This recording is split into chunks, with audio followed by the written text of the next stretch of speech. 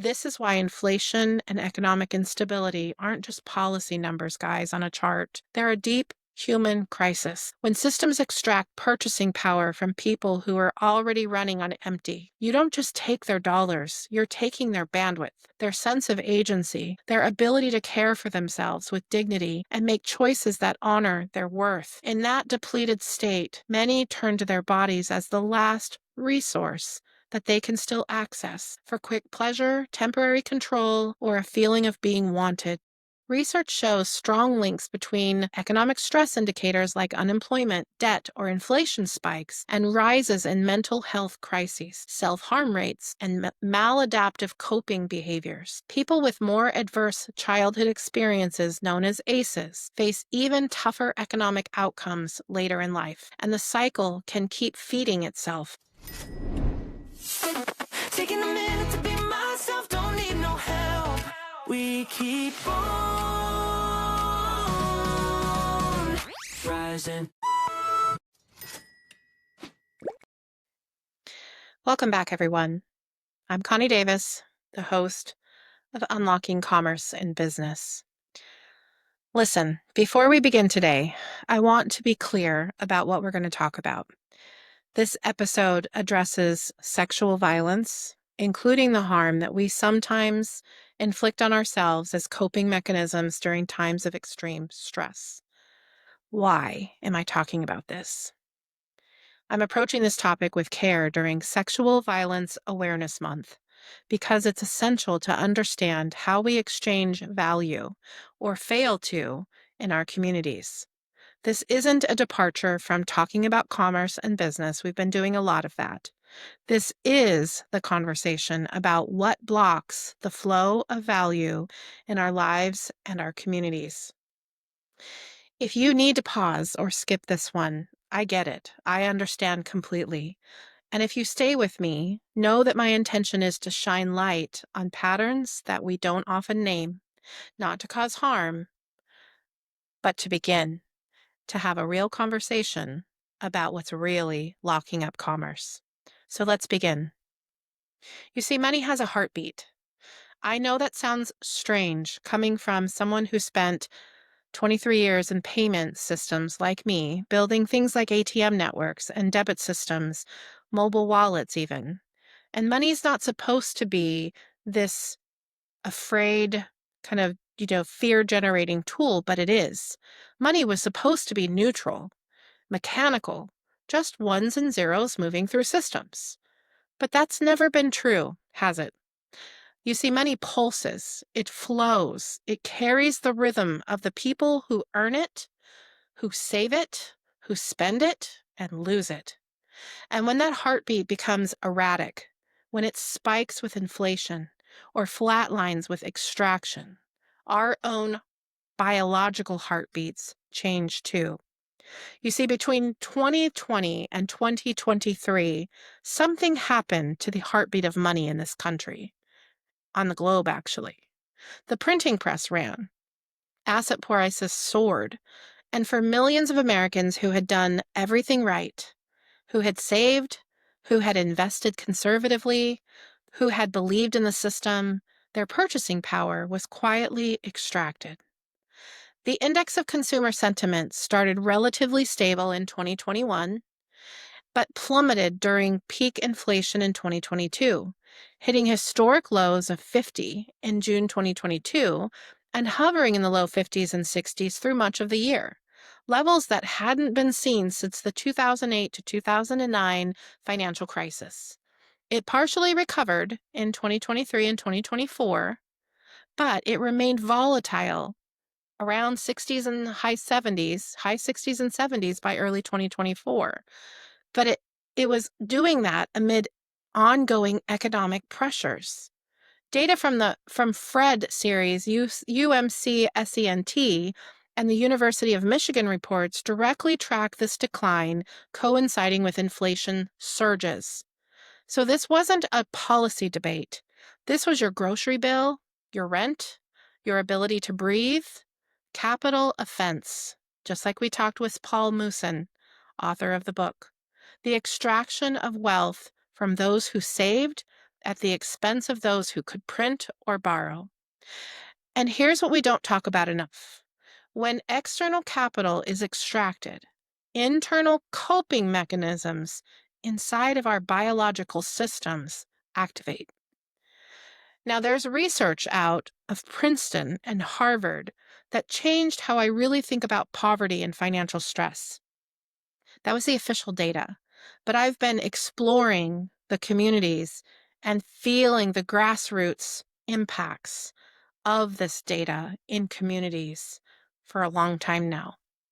According to a 2013 study published in Science by Mani, Molathan, Shafir, and Zhao, financial stress reduces cognitive bandwidth by up to 13 IQ points. That's the equivalent of losing a full night's sleep. Financial scarcity doesn't just take your money, it takes your mental bandwidth. It's like running too many programs on an old computer. Everything slows down. Your ability to make good decisions, to plan for the future, to care for yourself with dignity, all of that requires cognitive resources that financial stress consumes. Direct year-by-year correlations specific to 2021 to 2024, that same period of inflation, are limited in public data sets. But some data, BRFSS data, which tracks mental distress, days, and diagnosis of depression, shows that elevated poor mental health during periods of economic strain overlap with inflation. APA Stress in America reports from 2022 explicitly tied inflation and money worries to heightened psychological distress and increased help seeking, with financial stress cited by large majorities as a driver of mental health issues. Broader analysis, it links rising unemployment and inflation indicators to higher utilization of mental health services and treatment costs. So when you're in that state, when your cognitive rates are being consumed just trying to survive today, your body and your brain start looking for relief anywhere they can find it. A moment of pleasure, a distraction from the pain, something, anything that feels like control when everything else is spinning or chaotic around you. And this is where the commerce conversation gets uncomfortable, guys, because the industries that profit from that desperation, they're tracking the same economic indicators that we are. So let's get into it. Let me show you what I mean with real numbers. For men, especially young men, the loneliness crisis is real and it's expensive. According to the American Survey Center on American Life back in 1990, only about 3% of men said that they had no close friends. By 2021, that number jumped to 15%, a five-fold increase. And for men under 30, more than 1 in 4 reported having no close social connections at all. Gallup data from recent years showed young men aged 15 to 34, were among the loneliest in the Western world, with 1 in 4 saying that they felt lonely a lot of the day before. So when the economy feels shaky and life gets stressful, that disconnection, it hits even harder. When you're lonely, frustrated, disconnected, and the outside world keeps taking from you, where do you turn? The porn industry knows. During the pandemic and the high inflation years of 2021 to 2024, did you know that the global porn industry kept growing, with online platforms seeing huge jumps in subscriptions and traffic? OnlyFans, for example, exploded early in the pandemic, and overall digital adult content revenue climbed steadily, even as prices rose for everything else.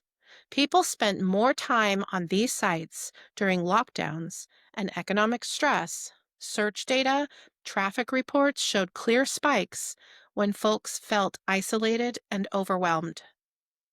Dating apps also know. Match Group's revenue went from about $2.39 billion in 2020 to around $3.48 billion by 2024. Bumble grew from $580 million to over $1 billion in the same period. Premium subscriptions and extra features boomed during the pandemic as loneliness surged, with many users spending $18 to $20 a month on average just to feel seen or get a little attention. You see, these apps thrived on the same loneliness that economic uncertainty made worse. These aren't moral judgments. I'm not here to judge. These are economic realities. Men spending money and time trying to find connection, pleasure, relief, even when the exchange is extractive, even when it leaves them more isolated than before. And for women, the pattern looks different, but the economics are the same.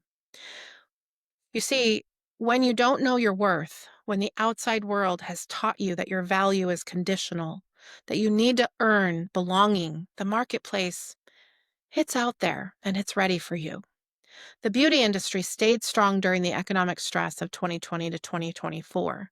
Global beauty sales kept growing, with the sector expanding around 7% a year in recent reports, even as inflation squeezed budgets.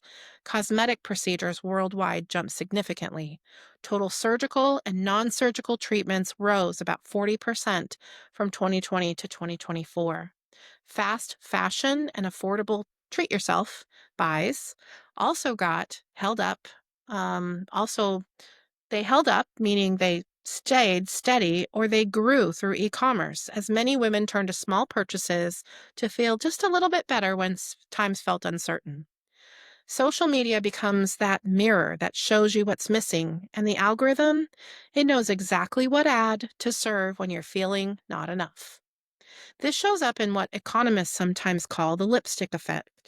During tough economic times, people still spend on small, affordable luxuries like makeup, skincare, or a new outfit to lift their mood and feel put together, even if they cut back on bigger things. Consumer data from the pandemic and inflation years showed beauty and self care categories holding strong or growing faster than many other retail areas, as folks reached for quick ways to feel worthy or in control. This is the commerce of not enoughness. Spending to become worthy, giving yourself away, your time, your attention, your body, in exchange for the illusion of value. And these are just examples among many coping driven industries. Let me say that again, coping driven industries. They exist. Gambling and gaming exploded online. Alcohol and substances followed the same pattern. Liquor store sales jumped sharply in 2020, up about 20% during the early pandemic months. And home drinking stayed elevated through the inflation years. National surveys from SAMHSA and NIAAA show substance abuse disorders and co-occurring mental health struggles remaining high or ticked up slightly when economic and emotional stresses overlapped.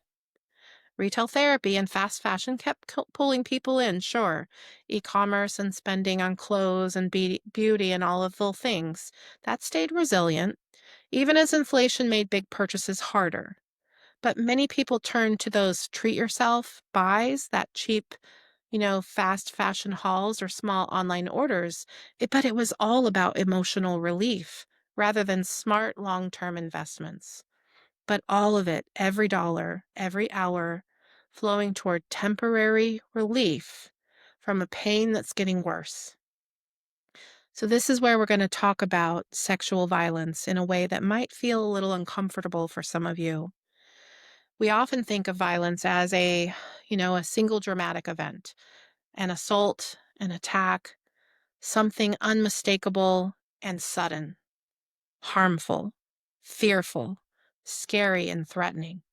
But research on trauma tells us something different. It's not always the one big blow that breaks you.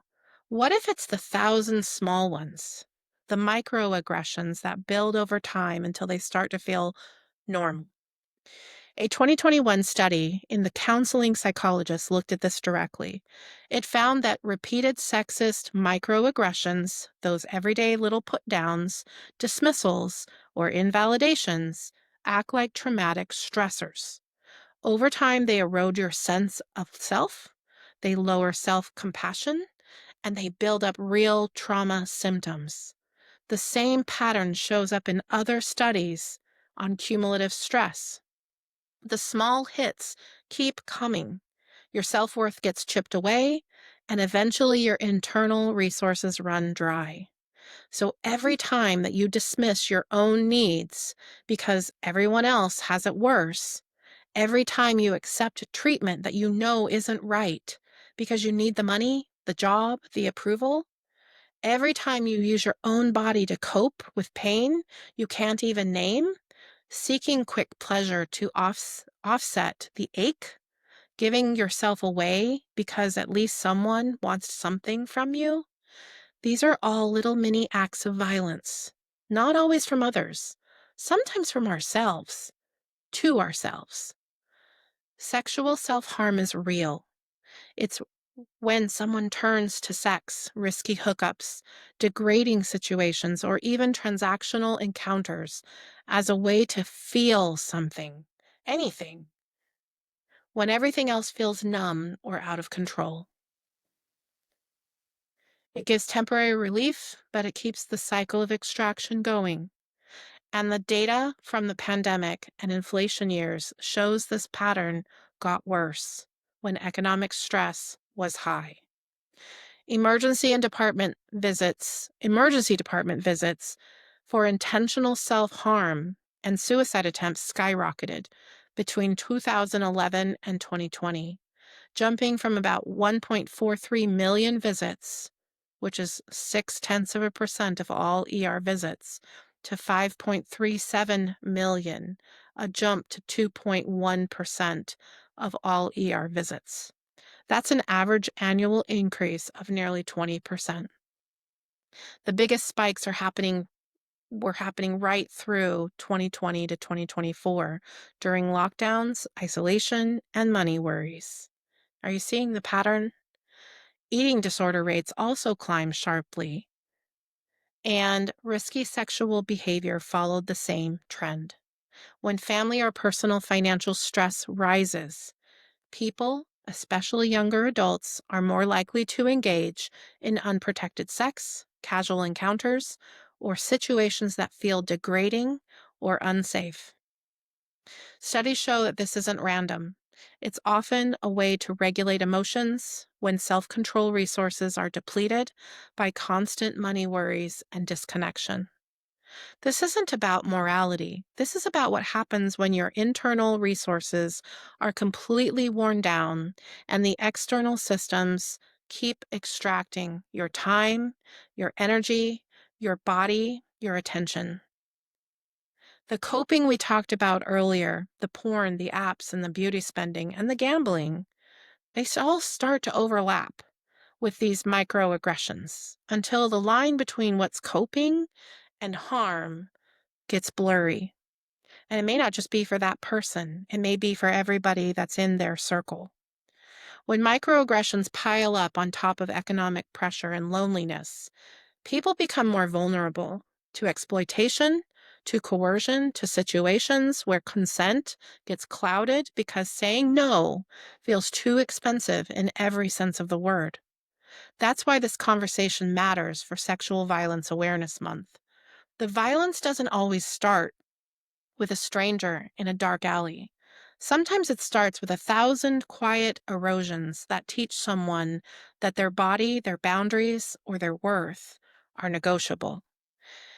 You see, we're going to look at these patterns and how they lead to real-world risks, and more importantly, what we can actually do about that. So here's the connection back to commerce. Here's why this matters for this show, this season, this mission of unlocking real value exchange in our communities. When people get stuck in patterns of self-harm, including sexual harm, as a way to cope, healthy commerce locks up. Because real healthy commerce needs agency. It needs you to be able to see your own worth clearly and exchange it for something of equal or greater value. It needs enough mental space, enough cognitive bandwidth to make choices that build things up instead of just helping you survive the day. But when your headspace is eaten up by trauma, by constant money worries, by that desperate search for any kind of relief. When your inner world starts running on an extractive model, taking from yourself at unsustainable rates just to get through to the next hour. You can't fully show up for communion based commerce. You're stuck in survival mode. The money that goes to those quick coping fixes, porn subscriptions, dating app boosts, retail therapy halls, a few drinks, or a gamble, that is capital that could have gone towards something that actually grows skills, relationships, a small business idea, or just peace of mind. The hours spent scrolling, swiping, or numbing out, that's time and attention that could have been building something meaningful with other people. And the dignity you trade away in those moments of desperation, that's value that's really hard to get back. Studies on consumer behavior during high stress economic periods show exactly this pattern.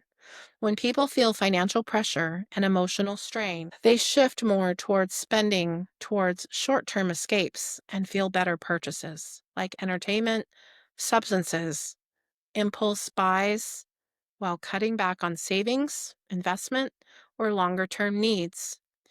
APA stress surveys and behavioral research confirm that money worries don't just tighten budgets, they narrow focus to immediate relief, making it harder to build for the future. And the heartbeat of money, it becomes erratic. The rhythm is distorted. Spending spikes on coping one day and crashes the next. Decisions get made in desperation instead of from a place of strength. Your internal economy starts to mirror the broken external one. This is why inflation and economic instability aren't just policy numbers, guys, on a chart. They're a deep human crisis. When systems extract purchasing power from people who are already running on empty, you don't just take their dollars, you're taking their bandwidth, their sense of agency, their ability to care for themselves with dignity and make choices that honor their worth.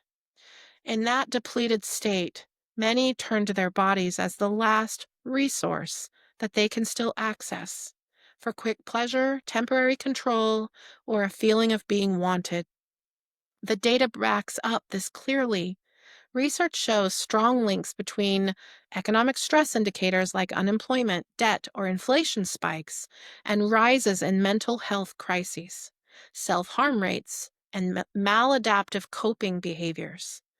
People with more adverse childhood experiences, known as ACEs, face even tougher economic outcomes later in life, and the cycle can keep feeding itself. That's how we get to generational trauma. Studies during recessions and the 2020 to 2024 period found that financial hardship often leads to more shame, isolation, and risky ways of trying to feel better. This is not speculation, guys. This is what happens when external systems keep extracting your time, your energy, your attention, your money, and they leave people with little left over except their own bodies to borrow against. But here's the hopeful part. When we understand this connection, we can start to change it. By creating communities where people have real support, stable resources, and spaces to rebuild their sense of worth and agency, we unlock healthier value exchange. We move from extraction to communion, to restorative ecosystems that allow people to move from coping that depletes to connections that replenish. That is my mission. That's why we're talking about this during Sexual Violence Awareness Month, because the people have bandwidth and dignity intact. When that happens, they're far less likely to end up in situations where boundaries get crossed or consent gets clouded by desperation. In the next part of the episode, I'm going to explore practical ways that we can all help shift this, starting in our own lives and communities. You see, I focus on post-traumatic growth. I focus on commerce and the exchange of value. And with April being Sexual Violence Awareness Month, I'm speaking up because we need to expand our understanding of what sexual violence actually includes. Yes, it includes assault, harassment, abuse inflicted by others. All of this is real, devastating, and must be named and stopped. And in this post Epstein era, it also includes, and it has to include because it's the beginning of the cycle, the violence that we inflict on ourselves when we're desperate for relief. Sometimes that violence extends to other people. When we use our own bodies in extractive ways because we don't know or have forgotten that we have worth beyond what we can produce, perform, or provide. This matters because healing, healing our communities, protecting our children, protecting the future generation, and changing our systems, it has to start with recognition. You can't change a pattern that you don't name. And the pattern is this: when external systems extract capital from communities, individuals turn to internal extraction. Individuals turn to internal extraction. Think about that. The coping mechanisms that we choose, especially those involving our own bodies, become ways of surviving a system that's failing us. But survival is not the same as thriving, and extraction is not the same as exchange. The path forward requires us to see that connection. We have to talk about it. We have to plan around it. We have to disrupt it. Because economic stress leads to cognitive depletion, which leads to maladaptive coping, which leads to self-harm, including sexual self-harm, and a lockup of the exchange of value that we're no longer exchanging. Every part of this chain is real. Every part of it is measurable, and every part of it can be interrupted with the right interventions. So, what do we do with all this? First, as I've been doing, we have to name it clearly. We stop pretending that economic policy is separate from human well being. We stop treating financial stress like a personal failure instead of what it really is: a systemic extraction that drains people's bandwidth and dignity. And I know in season one, at the very beginning of this show, I created a fun fintech Christmas carol. And I named, fictional characters like the Grinch and Santa Claus. But we have to start talking about this in real world examples. And the Epstein files have actually started that for us. It's the only gift that I can see from those files. Secondly, and next, most importantly, we have to rebuild bandwidth. People are running on empty, and they need real resources, not judgment. This means accessible mental health support. They need some financial breathing room and genuine community connection. These are not luxuries, people.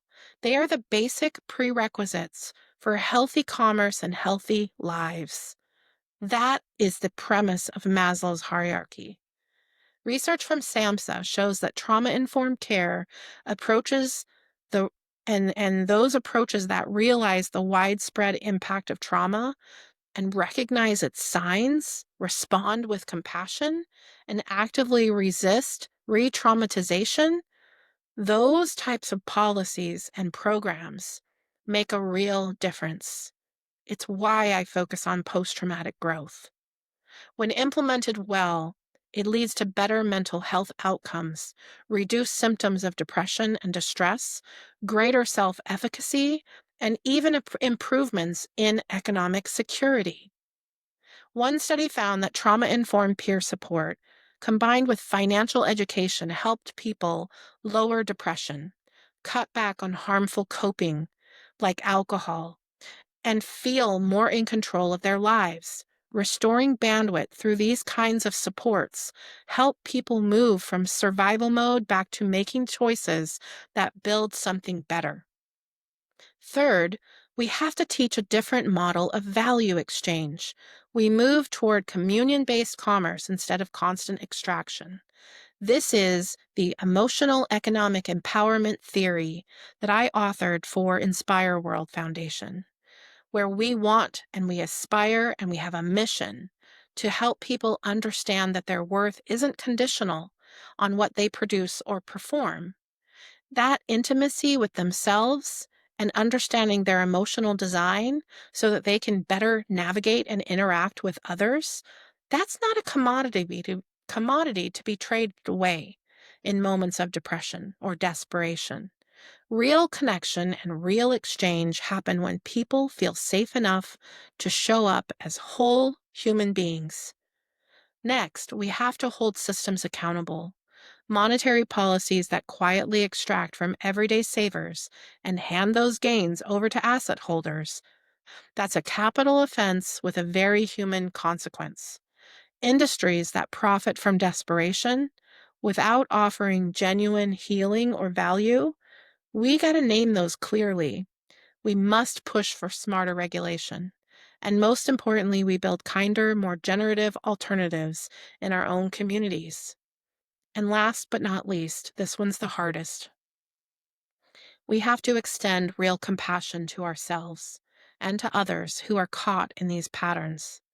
Because shame is not healing anyone, guys. Judgment is not restoring communities or bringing the bandwidth back. What does restore us is simple recognition. I see you. I see what's happening. I see why that choice made sense in that moment. And there's another way forward. Money has a heartbeat. And when that heartbeat is healthy, when it pushes with generative exchange instead of extractive taking, it starts to heal our own hearts too.